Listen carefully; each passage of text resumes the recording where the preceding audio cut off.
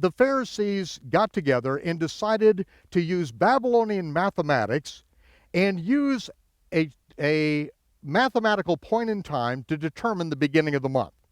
It is called in Babylonian mathematics conjunction. It is the moment in time in which the sun, the moon, and the earth are all in a straight line, all in conjunction. You can't see the moon, of course, because of the light of the sun, but it is a mathematical point in time that can be calculated with great exactness. So they said from now on, instead of studying the new moon, which would normally be seen a couple days later, instead we're going to go by this mathematical calculation. In fact, the word conjunction and vernal equinox, they're not even in the Bible. They're not even in the ancient Hebrew language. There's no words for these Babylonian terms.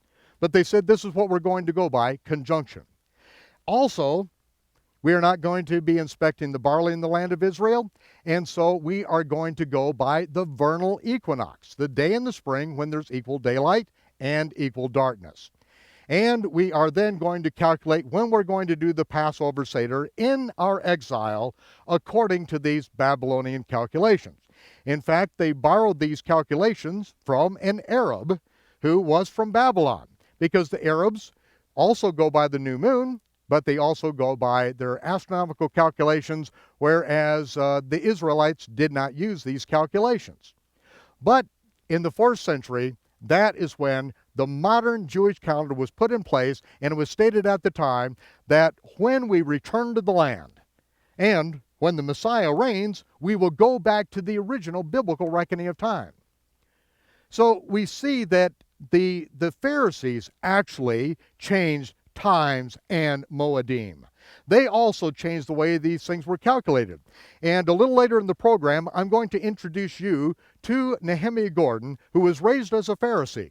His father is a rabbi, he's a Pharisee. His grandfathers for the past 30 generations have been Pharisee rabbis.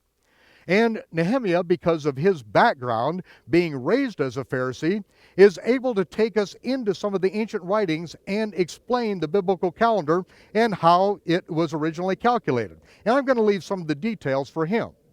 But it's good enough to know that it is not a positive thing in the book of Daniel. No one could construe that the changing of times and seasons and the changing of the Torah is possibly a good thing.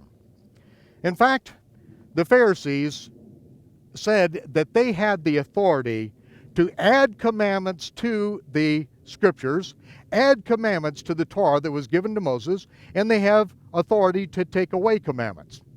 The very thing that we were told never ever to do, they said that they have the authority to do so. And so they have the authority to make takanot. Takanot in ancient Hebrew is in reference to and means laws which change biblical law. And anytime you add to or take away commandments, you are changing the Creator's Torah. They also say that they have the right to establish ma'asim. A ma'asim, or ma'aseh, the singular, is an act of a rabbi or a religious leader which sets a precedent for proper behavior. Now, we see this not only among the Pharisees, we also see it. I believe that Rome proclaims the same thing. I do remember the Pontifex Maximus saying very definitively, we, the Pope, are Almighty God upon earth. And we, the Roman Church, have authority over the canon of scriptures. They can change times and seasons anytime they want, because they say they have authority from heaven. Well, I'm reminded of the words of Yeshua in the very first sermon that he ever spoke that was recorded in the Gospel of Matthew. And of course we know, as the early church fathers admitted, that Matthew wrote his gospel in the Hebrew language. Yeshua taught the people in Hebrew. And the words that he recorded there, the first time that a message is recorded, he said, "Do not think for one moment that I have come to destroy the Torah or the prophets. I have not come to destroy one jot, one tittle. There is not one iota, one small letter in the Torah that will be done away with. until heaven and earth passes, until there is a new heaven and earth. This is the instruction, and no one has the authority to add to or take away from these instructions. The very same thing that we hear from Yeshua in the book of Revelation. Anyone that adds to the words of this instruction, of this prophecy, he will be added to him the plagues written in this book. If any man takes away, subtracts from the words of this prophecy, his name will be subtracted from the book of life. That's why he spoke of the religious leaders of his day and said that unless your righteousness exceeds the most austere religionists in your society, who add commandments, who take away commandments, who make up their own religious dog and pony show, unless your righteousness exceeds theirs, you can kiss your ticket to heaven goodbye. Very strong words for Yeshua. But it goes right back to Daniel. We see it is men and their religious systems which change the Creator's reckoning of time, which change his Moedim, his feast, and in effect change his Torah, his instructions that no one is allowed to touch.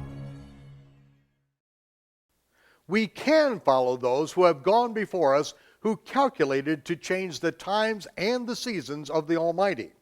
Or we might even invent our own imaginative reckoning of time, where the Sabbath day is based on the phases of the moon.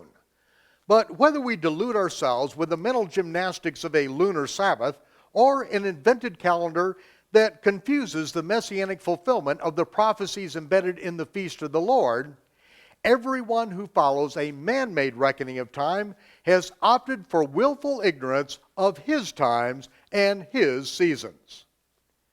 Join us again next time as we continue our adventure of discovering the Creator's calendar and the restoration of all things. This is Michael Rood bidding you shalom, peace, and I will see you when the smoke clears. Judith Rood and Michael Rood Ministries presents the Lydia Project World Outreach.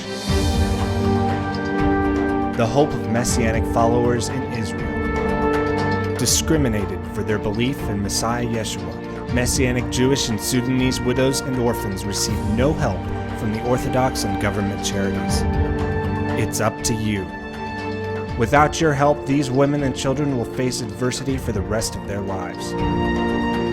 Donate now or purchase an authentic shofar, and all proceeds will go to furthering the work of Messiah on earth. Your donations will make a difference. If you don't help them, who will? The Lydia Project World Outreach. Call or go online now and start making the difference today.